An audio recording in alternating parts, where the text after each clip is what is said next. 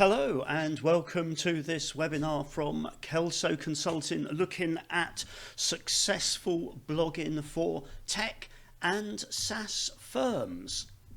So what we're going to be covering today is a whole list of things to help you get the most from your blogs. First of all, get them done much more easily and quickly if you're having problems with that, and whether you're having problems with writing them or not, we'll be looking at how to maximize the impact while minimizing the time and assessing to make sure it's all a good use of your time. Now, just a few housekeeping points before we start. We'll be finishing around in about an hour's time. Please do send questions through as we go along, but there will be time to answer any others at the end. If you're listening to the recorded version of this, though, this is the live version, but we'll be having a recorded version, just send your questions through to me at this email address. And just to let you know, we'll be sending you a recording of this and also a link to some extra useful resources. So without further ado, can I just introduce myself? We've got quite a few people on this who already know me. Welcome to you, and also welcome to quite a few people who don't know me. My name is Tim Prizeman. I'm from Kelso Consulting. We're an award-winning firm of public relations consultants. I've been advising tech and other knowledge-based businesses for a very long time on all aspects of building their reputation, both online and through traditional print broadcast media as well. I'm author of the book The Thought Leadership Manual, and my business provides all the sorts of services you'd expect a public relations agency to provide, and also some services maybe you wouldn't expect as well around LinkedIn, blogging, speaking at industry events, and indeed helping our clients win awards. So, on to the subject at hand of blogging. Why should your business, your tech business, your SaaS business blog? Well, there's lots of reasons why businesses do it, and in fact I think maybe businesses do it for too many reasons. But the key reason I see it is that actually most tech and SaaS businesses make the fundamental mistake of marketing themselves as a tech business. We'll come on to this more later on, but in fact most of them, tech businesses should actually be marketing themselves as knowledge businesses, or businesses that solve the most important problems facing their clients, facing their customers. And to quote the management guru for law firms, but what he wrote back in 1993 applies very much to all knowledge businesses, whether you're a tech consultant, a SaaS provider, or a cybersecurity business. He said in his definitive book, Managing the Professional Service Firm, marketing works when it demonstrates, not when it asserts. Marketing tactics that illustrates one's competence, such as speeches, seminars, and articles, are infinitely more powerful than those which assert it, such as brochures, direct mail, and cold calls. Now, David Maister is retired now. Although still in retirement, he actively blogs and indeed vlogs. And if the internet had been widely used back in 1993, he would have included blogging on this list of things that assert, that don't just assert, but demonstrate your expertise. But it's not simply blogging, it's what you blog about as well that we will come on to, because too many tech and SaaS firms start blogging about their features, their drop downs, their upgrades, their what they would see as their points of differentiation. But these are only points of differentiation when you've got nothing better to talk about, and that is at the heart of the problem for many tech and SaaS firms. They don't have something better to talk about. Now, this is where your blog can save you, as it becomes the platform for not talking about your small points, your features. It becomes the platform for you to engage with your prospects on the biggest challenges they face. Now, this is something we will move on to as we go along. And indeed, many tech companies and SaaS companies do this, and they're very successful at it. Others struggle. So we'll be talking about how you can achieve it. So, to my mind, for your business, your blog should actually be one of the most important parts of your website. It demonstrates your knowledge, your empathy with the people you're trying to sign up as customers. It positions you not just as someone with good software, and the reality is your competitors have probably got very good software as well.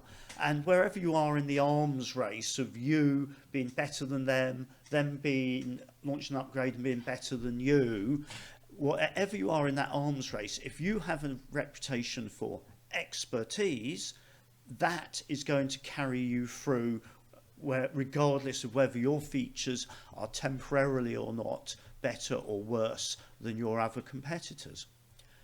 Your blog will be attracting prospects to your website if it is done well, and we'll talk about how to do that. It further creates powerful content for your social marketing. We're particularly going to be talking about B2B here, so we'll be talking about LinkedIn, but the same things will apply for consumer facing tech and SaaS businesses. But not just for your LinkedIn, for widely using for all aspects of your social selling and your selling processes. And ultimately, if you've got a blog, it generates credibility, engagement, and ultimately clients. I think it's worth bearing in mind, once upon a time when blogs started, the whole be-all and end-all for a blog was to build up a big long list of subscribers. Now, it's amazing if your blog can do this, but the reality is we've reached the point where people really are very, very careful about what they subscribe to. So don't be surprised if it's a real struggle to build up membership of the blog. That doesn't matter, because if you're engaging with people through social media, and if you're optimizing your blog so that you appear prominently on relevant Google searches, you're still going to be attracting lots of visits, lots of engagement. So don't worry so much about the list of subscribers and if it looks a bit small.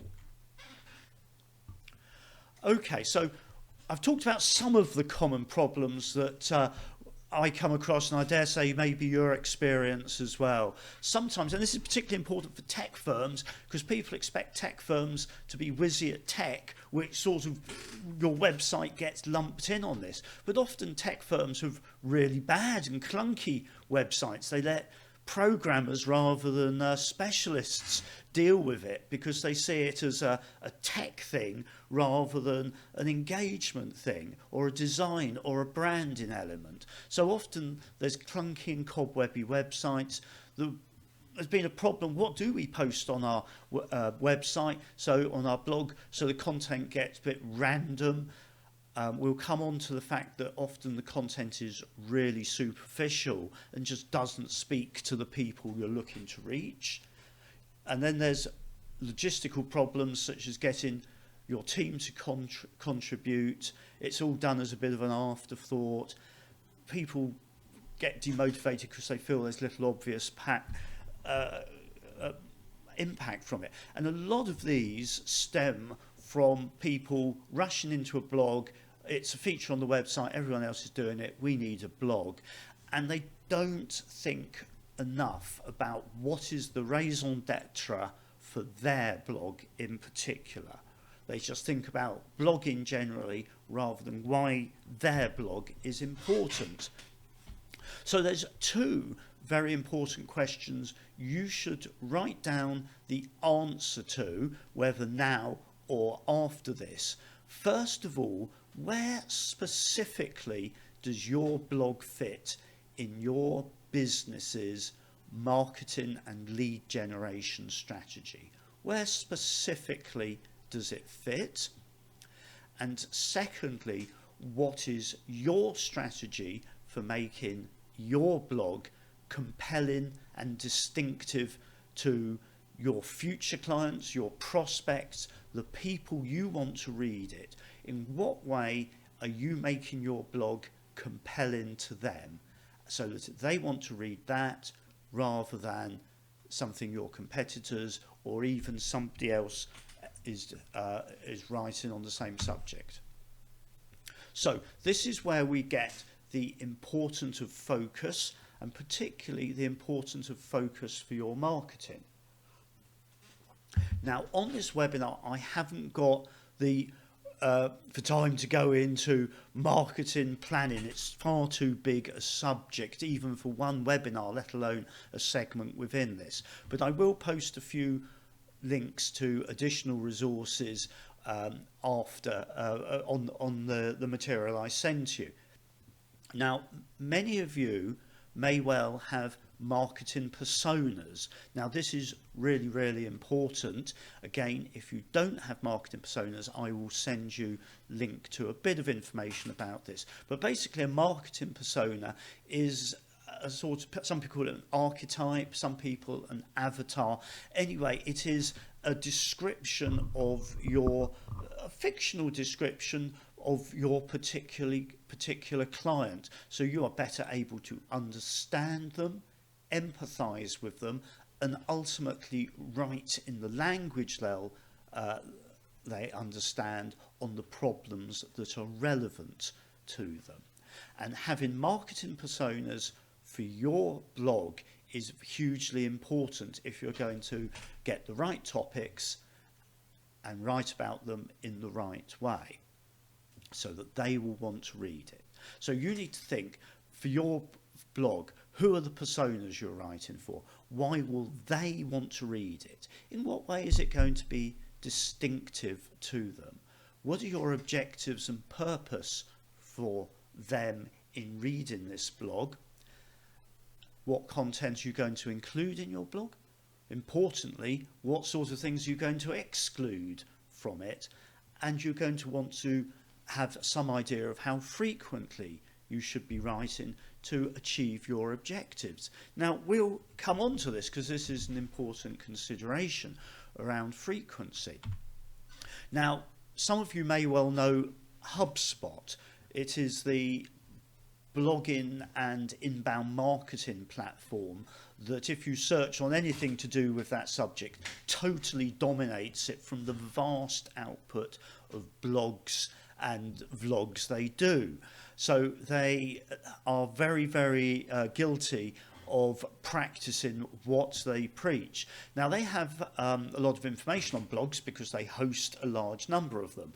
And for their research indicates that the more you blog, not surprisingly, the more inbound traffic your website gets. And indeed, the more frequently you blog, the disproportionately more traffic you get. And on this chart, we've got orange for B2B blogs, blue for B2C. Now, again, this isn't surprising, perhaps, but it does demonstrate that the more you blog, the more traffic you get. So there is a value in an increased frequency if you are not blogging very frequently. Not only does this translate into traffic, but it translates into leads generated. Now, again, the more you blog, the more leads you get. And for B2C at least, this dramatically increases with frequency, whereas for the others, it goes up in line, or much more in line with frequency. So again, if people say to you, well, we're in danger of blogging too much, the reality is that the the data, at least from HubSpot, indicates that you can't overblog. The more you blog, the more leads you get. And there's a big reason why frequency brings benefits. It's because the total number of blogs you have on your site brings much more benefit as well. Perhaps this isn't a surprise because Google likes websites with large amounts of content that gets updated frequently. So if you've been having a blogging program that's going on for a number of years, you will have a huge amount of content on your website compared to competitors that haven't. And each one of these blogs is aggregated by Google. It's there as long as you leave that page on your website, so it can be there indefinitely. So a blog doesn't just bring benefits now. If you are blogging on what's called evergreen content, this is issues that are relevant for a long period of time, then that becomes reasonably prominent on Google. That blog doesn't just bring you in leads today, it will be bringing you leads in 6 months, a year, 2 years. Indeed, it might even have a cumulative benefit through being there through its longevity. So again, the more blogs you do, the more blogs you have, the disproportionately more benefits you get. But there is a beware to this, and some of you may well be familiar with Goodhart's law, which is when a measure becomes a target, it ceases to be a good measure. So you shouldn't draw the conclusion HubSpot and Tim say do more blogs, so we should put up any old rubbish. That isn't most definitely what we're saying. We're saying put up more good material if you can, and don't be scared to put up more than you do already. But we most definitely are not saying put up any old rubbish, because clearly that has a negative impact on the people who see it. And indeed, there are a lot of tech companies who have fallen into this trap. They have content agencies, or they've brought in people who are basically doing cut and paste content, getting the content from other people, copy pasting it, changing it a little bit, 10 top tips gleaned from compiling other people's stuff. Now, this may look superficially good, but I can say for the people you're aiming at who know their field, it absolutely reeks of superficiality and actually creates the impression that you don't know what you're blogging about. I will give an example. One of the fields I involved a lot with, and indeed I used to work in accountancy firms. Now, there are lots of tech companies trying to target accountants, whether in the finance function or within practice. And it's not just tech companies as well. We get inbound sales people, we get all sorts of people trying to sell marketing services to accountants. And immediately you can tell whether someone, through the language they use in their blogs, understands accountancy firms or not. It can be small things, it can be big things. A small example would be accountants would never describe their business as a company. This is because most accountancies are partnerships or limited liability partnerships or sole practitioners. They are not companies. So as soon as someone describes a company firm as an accountancy firm as a company, we know they don't know accountancy field. It's an immediate turn-off. And the same applies to people writing for law firms.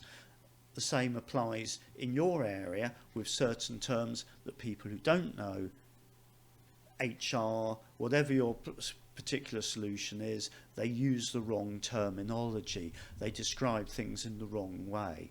You will be doing this, your firm will be doing this if you are using low quality, cut and paste, clickbait articles. So how often should you do it? To get back to the question, monthly is better than never, weekly is better than monthly, and thrice weekly is better than weekly. But whatever it is, consistency is king. Consistency of doing it every week, every fortnight, every month, every 3 days, and consistency of quality as well. If you put up any old rubbish, it's going to have a very negative impact on your readers. Now, the next question is, should our blogs be short or long? After all, if you're going to be doing lots of them, you probably want to do them shorter. However, there are benefits to long blogs as well. The first benefit is that if you look at the blogs that appear prominently on Google, and those are the ones that get the vast majority of clicks and traffic, it's longer blogs that Google likes. The average first page result, according to one study I saw, had 1,890 words to it. So that's the average. Some will be shorter, some will be longer.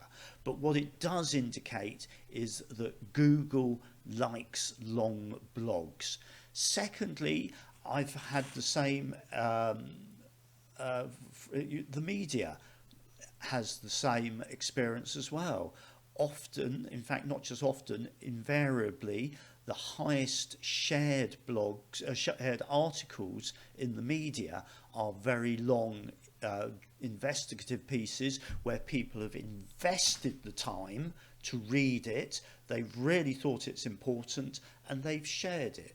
The same is the experience with blogs. Long articles typically get more social shares. Now, you will have heard that people say, although it gets less frequent now, that, oh, most people bounce out within the first few words of it, so you should only write the first few words. Now, this is true, but it's rubbish, because the people you want are the people who stay through to the end. The people who bounce out are the people who the subject of the article isn't very relevant for, or your article is written badly and they thought, oh, I can't be bothered with this. So first of all, write your articles in an interesting and engaging way, but you will still have a high bounce out rate. It's not the people that bounce out, it's the people that stay that it's important. So if you're getting people staying with long average engagements on your article, those are the key people. Thirdly, it's very important, long articles demonstrate your expertise, your depth of experience in it. So don't be scared to highlight this, particularly the more technical or knowledge-based an area you are in, the more important it is to do some of these. However, for most people on this webinar who do not have huge teams, getting big long blogs once a week, or yet alone 3 times a week, is going to be beyond their time. So yes, you certainly should be doing shorter blogs. Google will aggregate blogs which are 300, 400, 500 words. They're faster to produce. It's perhaps easier to get your team members involved. Not always. In certain firms, you'll have people who love writing long articles, but for most firms, you're going to struggle to get people doing that all the time, but you will be able to get them to do shorter blogs. And you can say an awful lot with 450 words, whether it's the Sermon on the Mount or the Gettysburg Address. A lot can be said with 450 words. Now, something that some businesses, many businesses, but not all, struggle with is coming up with ideas for their blogs. Now, the first thing is actually to define for yourself what makes a successful blog topic. because we can have lots of ideas, but are they relevant? And I would suggest employing this 3-stage Venn diagram. Now, clearly, your business will have some sort of solution, maybe cybersecurity, bookkeeping, HR automation, whatever it is. And there's all sorts of things you could be blogging that are relevant to it. But that's where the sort of self-indulgent, look at me, features heavy blogs come from, where it's all about the drop downs and nothing about what's relevant to your users. So the second bit is what is relevant to the sector you're targeting or the persona. For instance, if you're targeting banks and financial sector, insurance, what are the issues relevant to them? If it's law firms you're targeting, what's relevant to them? If it's micro businesses, what's relevant to the owner of a micro business? And then start to think about what are the important issues and common questions that come up from them. And the point you want is this point in the middle where there is an overlap between the solution you provide, the issues that are bothering the people in your target sector. Because ultimately you can write lots about your drop downs, but most of the time these appear over here, relevant to you, not relevant to the people you're targeting.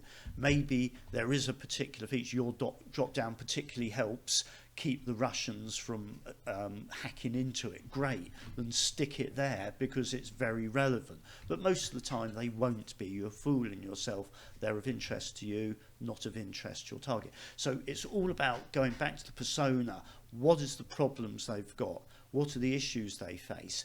And then blogging in this area so that you get the engagement. So in your brainstorms, start having ideas, lots of ideas, and start mapping them out on here, because it's this area that is the one that's going to get you the big impact, the engagement, the traffic, the social shares. Now, before you start coming up with lots of interesting ideas, what I'd say is a lot of businesses are actually already have tons of content, but they're very bad at reusing it. Maybe you're doing webinars such as this, seminar presentations for clients. Reuse this content before you start originating stuff. Perhaps you've got a PR program where you're doing articles, press releases, things like that. Start to reuse all of this stuff, or at least revisit it to see what content you've already created that you haven't made sufficient use of. I often come across businesses that have done quite expensive and extensive thought leadership campaigns, and they've done 2 blogs on the subject. They've got this vast amount of material, and they've done 1 or 2 blogs saying, we've issued this report. Again, go back to it. How much of that content can be reused, repurposed, rather than start heading off creating fresh new content when you've already got a whole library of underused material. But if you do need blogs, here are some thoughts. Clearly, a really good thing to do is to start answering the sorts of questions your prospects and clients regularly ask you. If they're asking it, other people out there will be searching on Google for it. In fact, Google likes blogs that provide articles to, provides advice and top tips on questions people ask. So think about this. But there are other tools out there. The HubSpot blog topic generator is a really good one. I would say for every 5 ideas it comes up, and ultimately it comes up with about 250 standard ideas based on the nouns you put in. I'd say my experience with it is of every 5, 2 are rubbish, 2 are not bad if you not bad at all actually, and 2 of them are with a little bit of tweaking make good ideas as well. So it's pretty good.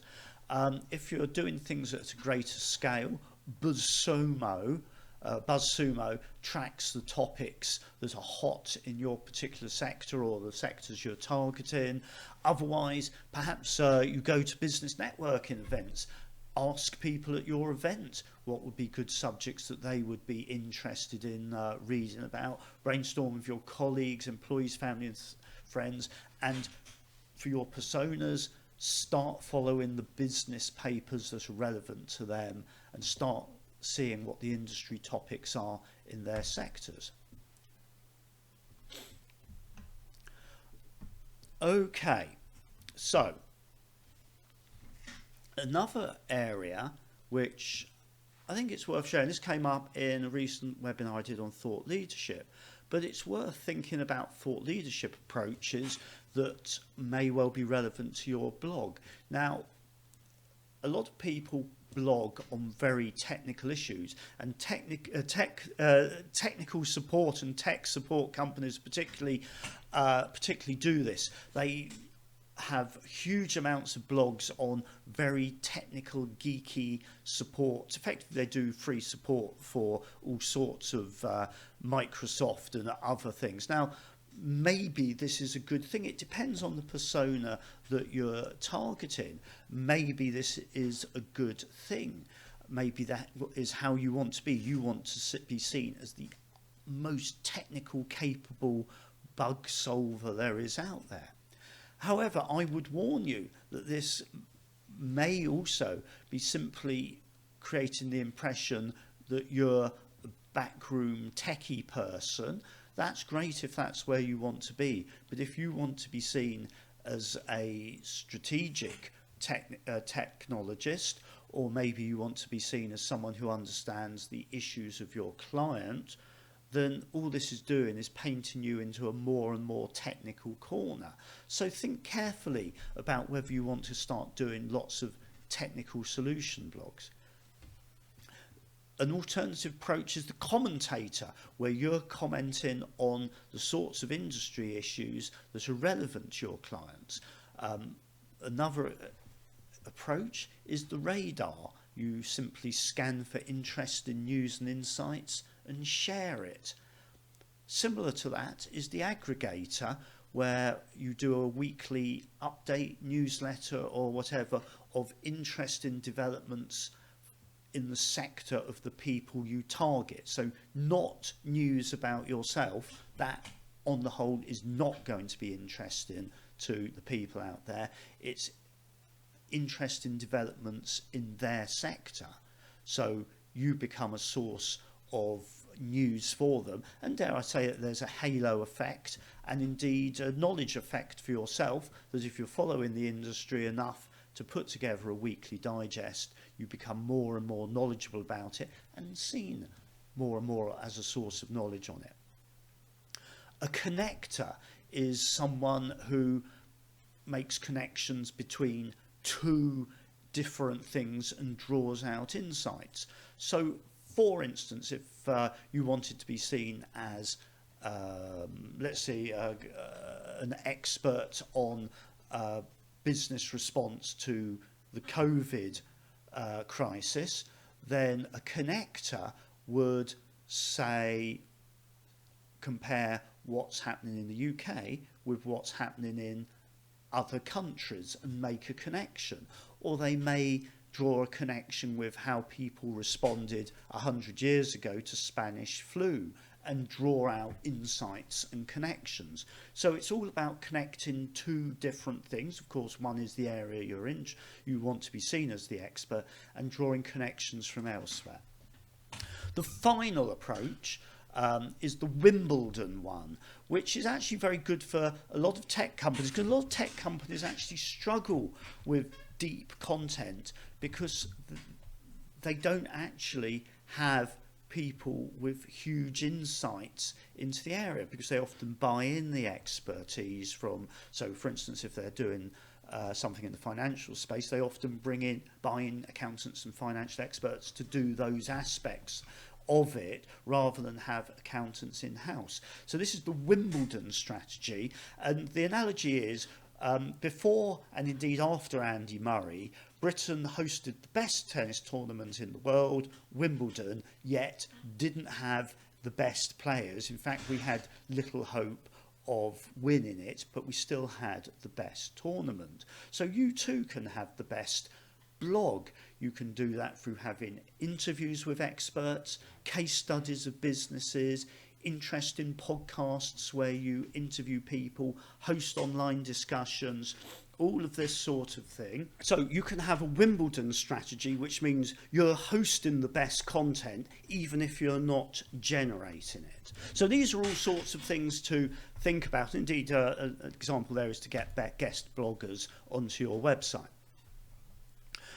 So how do you make it continue past the third week? How do you sustain it? Which is the big challenge, particularly for smaller tech companies where you all have a lot of things to do. So you need to make it part of the routine, not something you fit in when you're busy, because we're all busy and it will permanently be squeezed out. You need to make it part of the routine. Part of this is an editorial calendar, part of that is to diarise it, part of it is to think, when is it good, when do you feel at your best energy levels for writing these sorts of things? Is it in the morning? Is it in the evening? Is it on a Friday afternoon when not much else is happening? Is it first thing on a Tuesday morning? Whatever it is, you need to diarise it.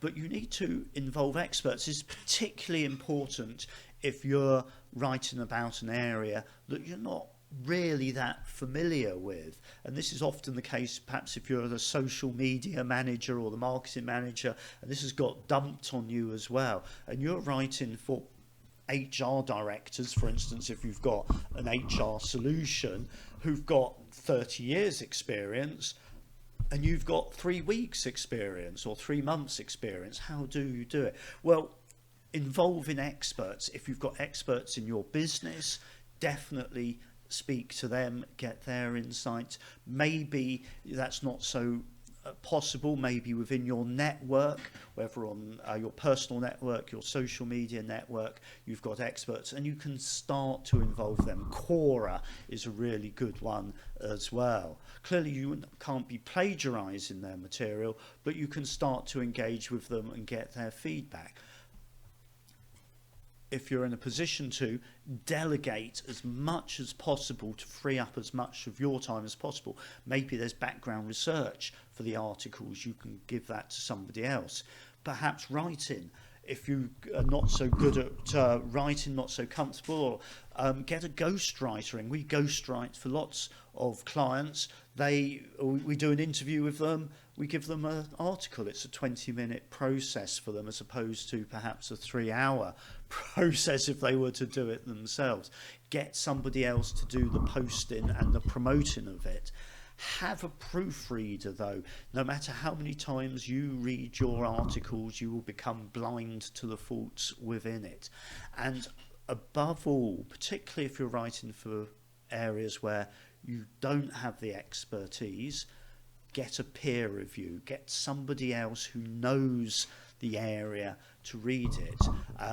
For instance, as I mentioned, I know a lot about accountants and law firms. Whenever any of my colleagues writes for them, I will peer review it because I know more about law firms and I can spot the sorts of problems I can see. One of my colleagues is a real expert on law firms. I get her to write, to review my stuff because she knows 10 times more than I do on the subjects, and also she brings in lots of links that I'm not aware of. If you look at all the best firms, they have a rigorous peer review process for their thought leadership. That doesn't mean for a blog it needs to be totally rigorous, reviewed by 5 people, but get someone else to review it and get someone whose opinion you trust, who knows about the sector you're targeting. Try and find someone like this who can look at your blogs and give an expert view on it. Okay, so we've talked a bit about engaging your team, but the more you can engage your team, the more you will achieve your objective of blogging frequently without all the angst. To involve your team, it's no good just saying the boss says we need three blogs and the guy on the webinar said we've got to do it and they've got to be 2,000 words each. That's not going to do it. You need to sell the big picture, going back to the start of what it is for your business that you are going to achieve. What are the strategic objectives your blog achieves that their engagement is going to help? Make it important to them. Have it as a top point on your meetings. Have the boss of the firm laud people for their excellent blogs. Make it easy for them. Help them with coming up with the topics. Train them in it. Get a ghostwriter. Give them feedback on its impact. This is important, particularly for middle-class professionals. They are driven by feedback. Clearly not negative feedback, constructive feedback, and being mentioned prominently in dispatches for the wonderful things they're doing, the recognition for their efforts. And of course we mentioned about the importance of editorial calendar and ensuring that once they've written it, it gets posted quickly, looks great and is shared well, rather than they do a lot of effort and they're not clear what's happened to it. Okay. So with maximising lead generation, number one is LinkedIn. Someone joined one of my webinars a few weeks ago. I asked them how they did. He said, I just did a piece on LinkedIn, got 19 likes, 690 views to date, together with a lead on a new matter. You can tell he's in the legal sector, and half a dozen interesting connections that I'll be following up. Now, to my mind, that's a pretty good result from an initial effort on LinkedIn. He'd already got obviously a reasonable network on it, and I think his blog, his post on LinkedIn must have been well written. In fact, it was well written, and on a subject that's of particular interest to many of the people that follow him. So all the sorts of things that we were talking about earlier. I don't know if you get this sort of impact, but I'd be pretty happy with that from a post. The second thing is to make sure your blog posts are maximised for SEO impact. I'm going to cover that in a separate video because a lot of people here will be familiar with that, and either way it's better to run through that with an actual one in front of you. And then the final bit, if you're looking to get engagement, is not just think, oh, people think my blog was wonderful, they'll somehow figure out how to get in contact with me and remember me. That's not going to happen. So when you have a blog that leads to some sort of action, it has a call to action. Do people think about what's the what next from this blog and make it obvious? Does it lead to some interesting content they can sign up to? Make it prominent? Does it lead to them being able to register for a webinar? What is the next step from this person? Okay, and make sure that that is easy and prominent within as many of your blogs as possible. Again, particularly with longer blogs, make them easy to skim, have lots of bold italic subheadings. That's because if someone isn't just going to start at the front of a 2,000 word blog and think, I'll make my mind up whether this is a good use of my time, at the end they're going to have a skim through to think, okay, should I read it now? Should I read it later? What am I going to do? Should I ignore it? Make sure you're adding lots of internal links, or at least some internal links to other relevant content on your website, on your other blogs, so people are encouraged to invest more time, to become more familiar, to engage more with you. Do have offers such as a free consultation, what are the benefits that you're going to offer?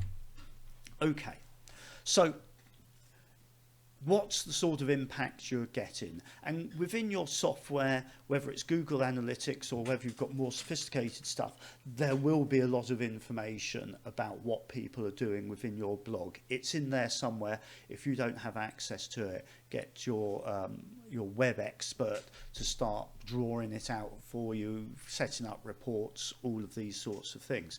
Now, you can be quickly overwhelmed, though, with the data. What data should you be having? Well, on a per blog basis, you certainly should be looking at things such as how long did people spend on it? Did they bounce in, bounce out? Where did they click? All of these sorts of things. And indeed, consider A/B testing on ones that get a lot of traffic to see if particular headings or other changes like that have an impact, so that you can start to make your fine-tune your blogs for whether it's extra click-throughs or whatever. But the key thing is to go back to the purpose of your blog and think, what is it we're looking to achieve? So for instance, if you're looking for your blog to help you appear more prominently in searches, you need to be tracking in the searches that it's relevant to your prospects.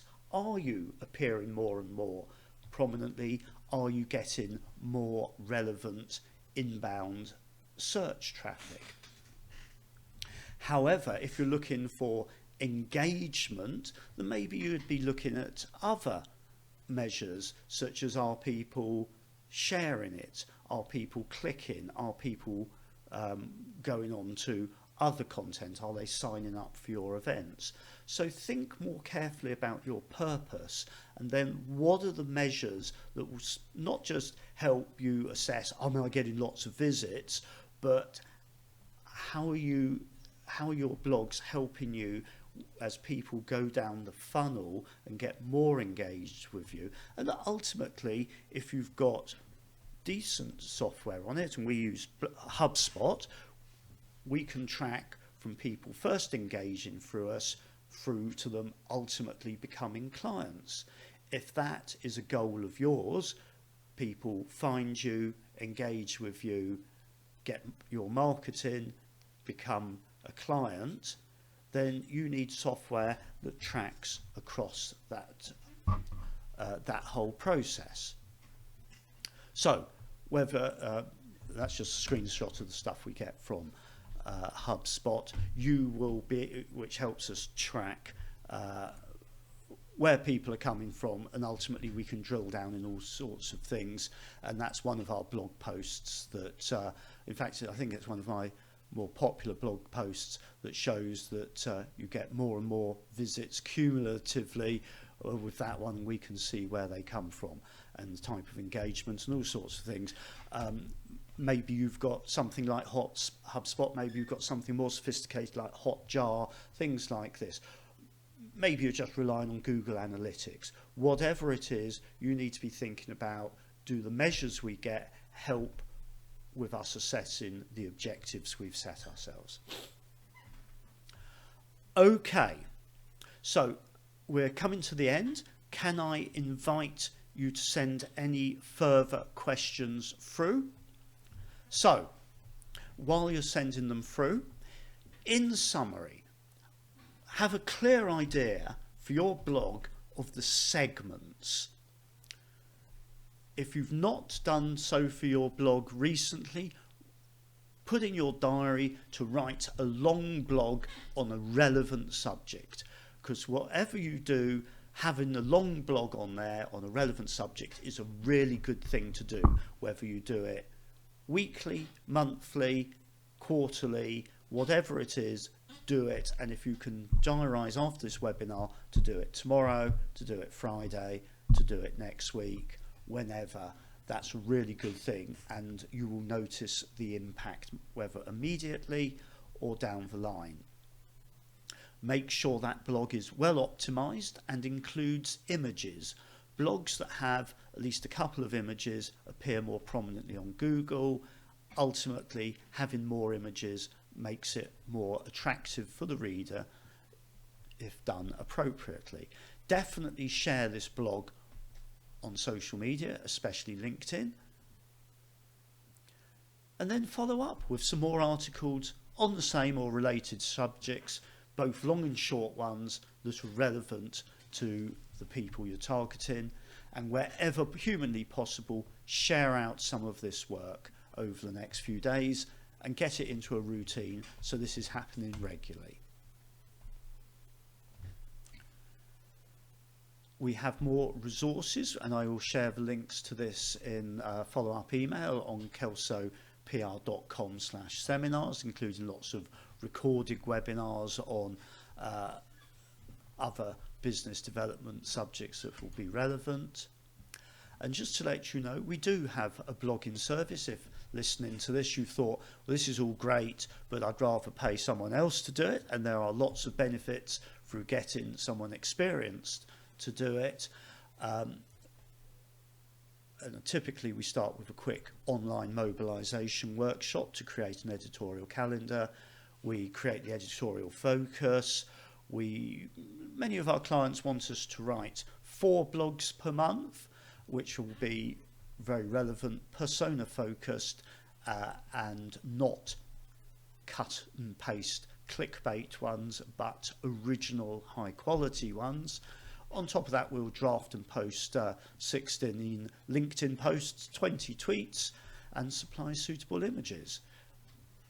So if you'd like us ghostwriting and managing the campaign, speak to me afterwards.